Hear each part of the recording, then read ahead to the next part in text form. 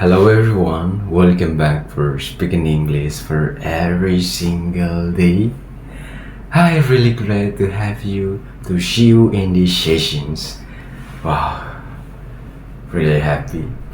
And first of all, I just want to say something to all of you guys. I have a confession to make. So yesterday I had revealed how to pronounce, how to use, how to practice English with a simple way, with a simple vocabulary. Use everything around stuff on your room, and it's actually really helped me to improve my English because with simple way, with simple vocabulary, with familiar stuff that I've never used before, in my English learning. But after I have a look at the moment, finally I got it. Everything actually I get used to learn English. Simple way. Okay guys, this is actually starting before we dive deeper into a core of the material. Okay, we could say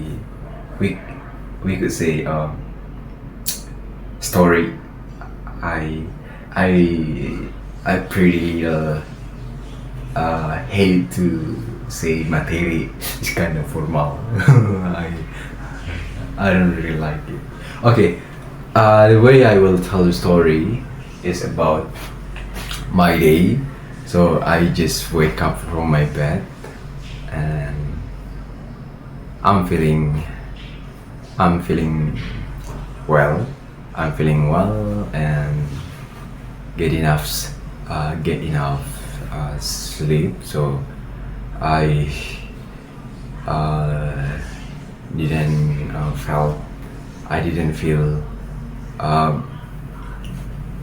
difficult to move my body or feel under the water because my sleep get well enough. And it also related to the activity in ahead. So I will step out from my room and hit the road. Yeah, maybe for a couple of minutes later, because I should be.